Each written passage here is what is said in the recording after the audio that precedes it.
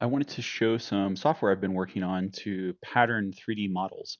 So this software is designed to make it easy to make physical patterns to cover a 3D model. So for example, this could be for car vinyl wrap, for costumes, for plushies, for making furniture. It really could be for a lot of different things. My primary use case is for making fursuits. So this model we're looking at here is based off a wolf fursuit that I've been working on. And my goal is to be able to actually produce the patterns for this particular fursuit head directly from this software and use it so that I can avoid going through the whole process of making a duct tape dummy. So a duct tape dummy is this thing here. So this is one of the other fursuits I've produced. And you have all this duct tape here that you cover whatever you want to pattern in. This is the traditional way of doing this. Is the thing I'm trying to obsolete, at least for myself and hopefully for a lot of other people. So you cover this thing in duct tape and then you draw all over it with magic markers, indicating how you're going to go ahead and sew this thing together. And the patterns typically have all sorts of notations and marks on them. In this case, I'm patterning this uh, in a way that I care about the direction that the fur lays. I care about the embroidery, so those lines here indicate where I'm going to have to do custom embroidery work. And then I have hash marks and all sorts of letters and everything else on here to make it so that I can assemble this thing. And then usually I mess up assembling it. I drop some pieces on the floor and I've sewn an eyelid to the inside of the mouth or some other horrible thing has happened. So my goal is to make it so that this software takes on all of these tasks of producing patterns and produces the same sort of notation, telling you how to sew things together, helping you manage the grain lines of the fabric, and then also providing an assembly guide so that you avoid the mistakes that I usually make sewing the wrong parts to each other. This is an actual picture of the wolf that I'm working on patterning in the software. I wanted to show this because I think it helps make sense what my end goal is. And this is an example of the end product of going through this process in this manual way with the duct tape dummy. My goal is to get rid of this process here and to make it so you can go straight from a 3D model to patterns in a much more efficient and hopefully pleasant way. Let's go back to the software and take a look at this. So this is that same wolf that I was showing earlier. And the way this works is you have a number of tools here on the left. This is the selection tool, so you can click on things and kind of dig around and find what you want. So if you wanted to rename the seam, you could find it in the tree here and rename it. And then there's a seam drawing tool to draw new seams, and there's a seam editing tool and a pattern cutting tool and a tool to move things around. And then some debug tools to help me figure out what I've got going on when things don't work like I want. So let's go ahead and draw a seam. This red line here is a snap line.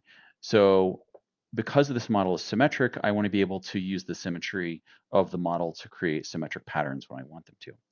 So I can just start drawing a seam, and these are my snap settings up here. Do I want to snap to vertices? Do I want to snap to other seams?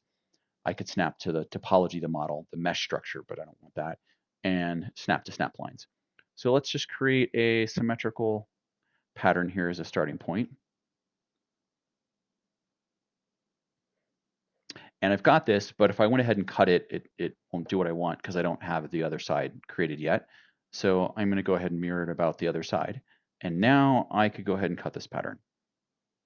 So the initial thing I get when I cut a pattern is a distortion map. This shows me where I would have distortion with the pattern if I were to flatten or when it's flattened. The green shows me that these areas are good, and the red shows me that I probably will have some distortion here. The amount of red will indicate where you need darts or you need to modify the pattern to account for things. When I cut this pattern, it shows up in the tree over here, and I can change some settings. And I can go to my layout here and see the pattern.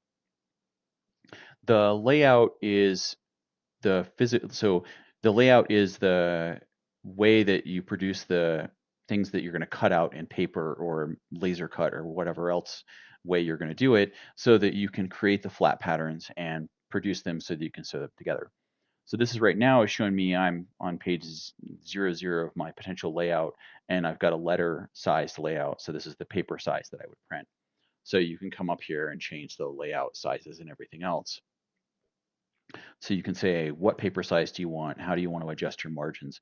What's your output? Is it an SVG, etc.?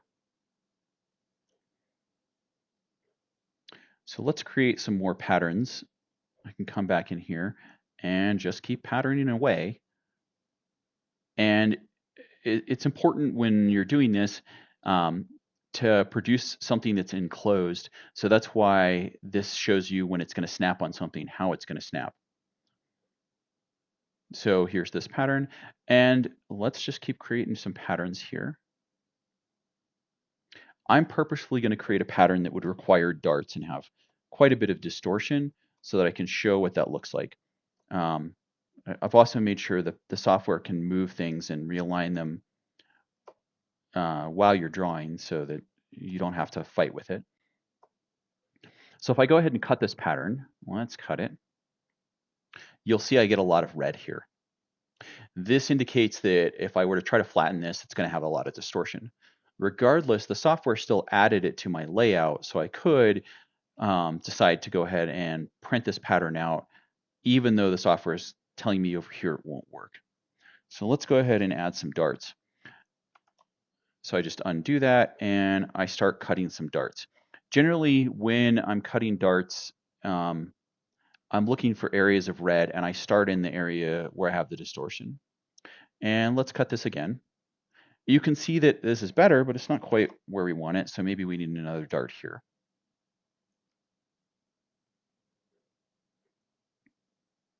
And that's better, still not good enough, so we probably need another dart.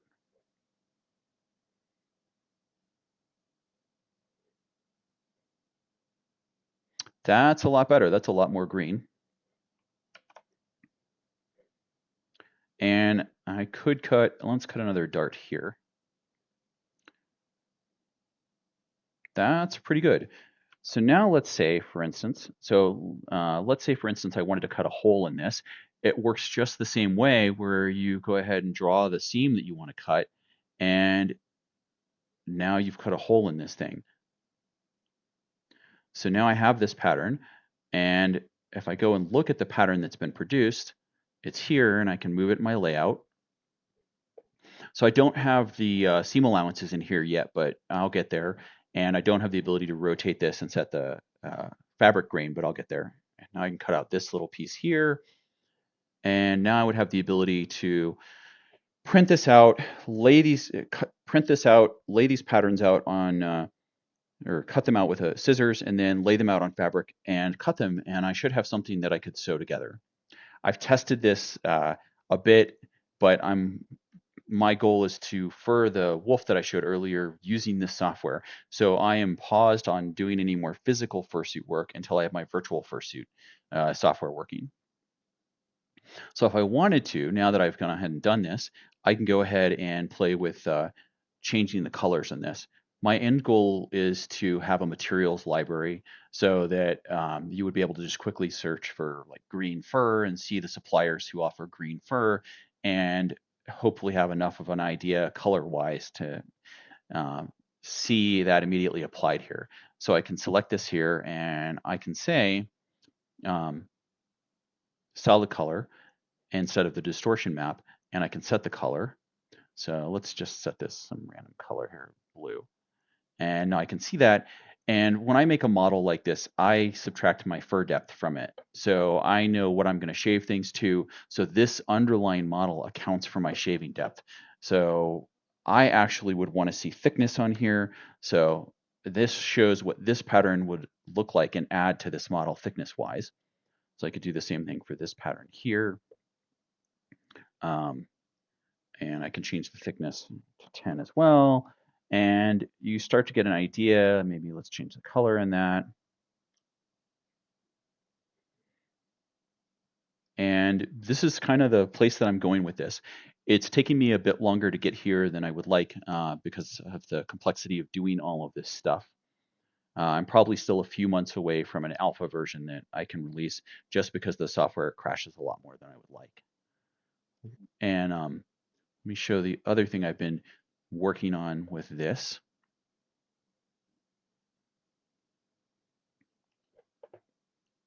So one of the challenges with doing this is that the model topology, which I'll show wireframe, the topology is the underlying grid structure of the model, matters a lot when it comes to working with this. So this topology is really dense, and this is my test model that I generally use for everything because it's not symmetric. It's pretty horrific to deal with.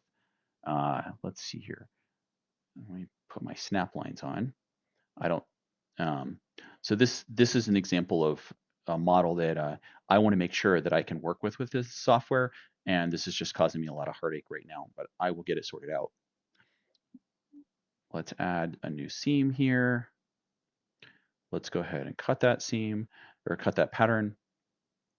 And this works the same as it did on that much less complex model and produces the same flats here, the same flat patterns there. That's it. So I'm guessing a couple months out from releasing this, I'm going to do a couple different tiers of it. And I'm hoping to supplement the income I might have made from making fursuits during that time period from some of the sales of the software, but I'm going to make sure that it's available to the community